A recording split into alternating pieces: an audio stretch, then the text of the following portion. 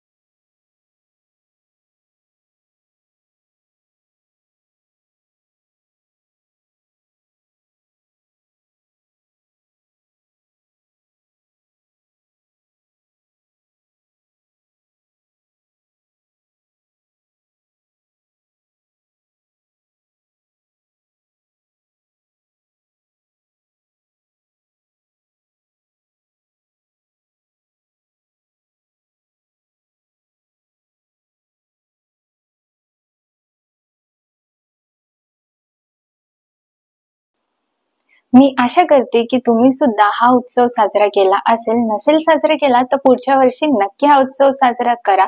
तुमच्या इच्छा लिहून बांबूच्या झाडाला नक्की बांधा. भेटूयात नेक्स्ट व्हिडिओ मध्ये. तोपर्यंत माताने.